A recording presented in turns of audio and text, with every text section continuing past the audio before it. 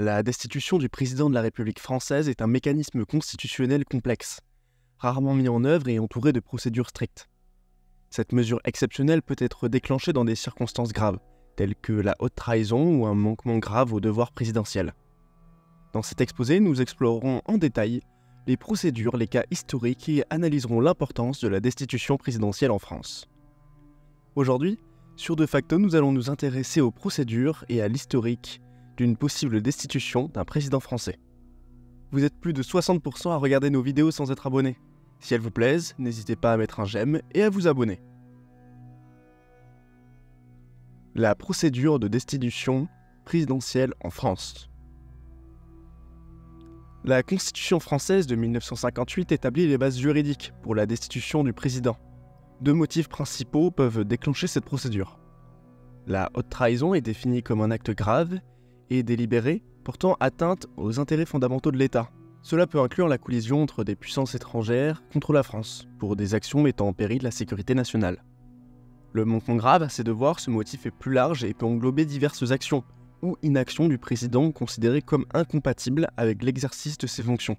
Cela peut inclure des violations flagrantes de la Constitution, des abus de pouvoir ou des actes compromettant l'intégrité de la fonction présidentielle. Pour initier la procédure de destitution, une majorité des membres de l'Assemblée nationale ou du Sénat doit déposer une motion de destitution.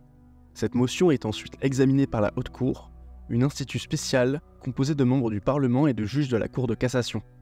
Si la Haute Cour estime qu'il y a suffisamment de preuves pour soutenir la destitution, elle soumet la question au Parlement. La destitution du président ne peut être effective que si elle est approuvée par une majorité des 2/3 des membres du Parlement, réunis en congrès de Versailles. Cas historique. Bien que la destitution présidentielle soit très rare en France, quelques cas notables ont suscité des débats et des spéculations sur cette possibilité.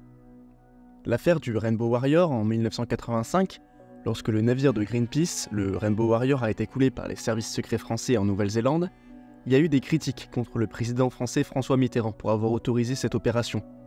Bien que la destitution n'ait pas été envisagée, cet incident a soulevé des questions sur la responsabilité présidentielle en matière de sécurité nationale. L'affaire Clearstream, 2006. Des allégations impliquant le président Jacques Chirac dans le scandale financier Clearstream ont alimenté des spéculations sur la possibilité de sa destitution. Cependant, aucune procédure formelle n'a été engagée à cet égard. L'affaire Sofitel 2011. Lorsque Dominique Strauss-Kahn, alors potentiel candidat à la présidence, a été accusé d'agression sexuelle à l'hôtel Sofitel de New York, cela a soulevé des questions sur l'éthique et la morale des politiciens. Bien que cela n'ait pas concerné directement le président en exercice, cet événement a influencé les discussions sur la conduite des responsables politiques. La destitution du président de la République est un recours constitutionnel rare, réservé à des circonstances exceptionnelles où la stabilité de l'État est gravement compromise. C'est une mesure de dernier recours destinée à protéger les institutions démocratiques et à garantir la responsabilité des dirigeants politiques. Bien que la procédure de destitution soit prévue par la Constitution, son utilisation est controversée et soumise à des critères stricts. La rareté des cas de destitution présidentielle en France témoigne à la fois de la solidité des institutions démocratiques et de la gravité requise pour enclencher un tel processus. Des exemples venus d'Amérique latine. Dans l'histoire politique de l'Amérique latine, plusieurs pays ont été témoins de destitutions présidentielles, souvent marquées par des scandales, des crises politiques ou des accusations de mauvaise gestion.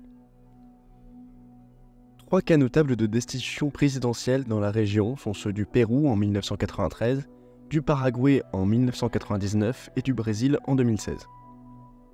Pérou 1993. La destitution d'Alberto Fujimori. Alberto Fujimori, président du Pérou depuis 1990, a été destitué par le Congrès en 1993 pour incapacité morale permanente à la suite d'un scandale de corruption.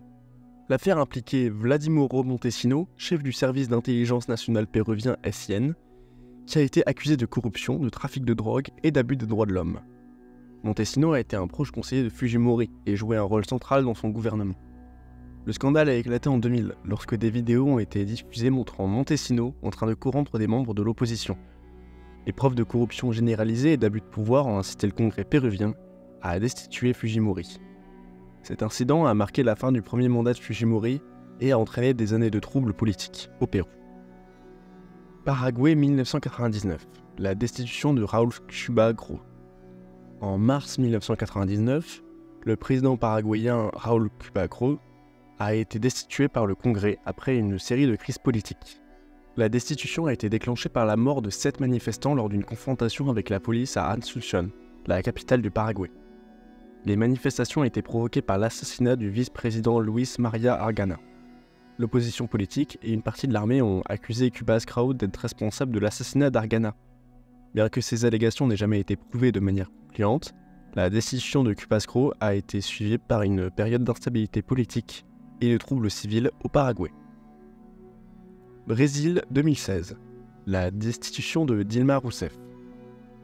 En 2016, Dilma Rousseff, présidente du Brésil, a été destituée pour manquement aux devoirs budgétaires.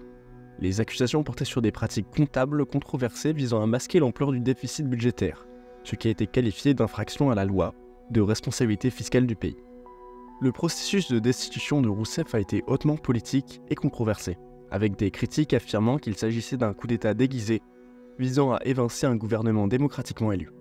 Cependant, ses partisans soutenaient que la destitution était justifiée, en raison des infractions présumées commises par son administration. Conclusion. En conclusion, la destitution du président de la République française est un processus exceptionnellement rare et complexe, nécessitant une majorité parlementaire suivie d'une confirmation ultérieure par une majorité des 2/3 des membres du Parlement réunis au Congrès.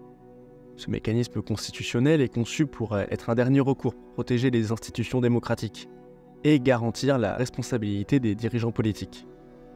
Bien que la destitution présidentielle soit rarement mise en œuvre en France, elle reste un outil crucial de responsabilité politique et son utilisation doit être exercée avec prudence dans les respects des principes démocratiques.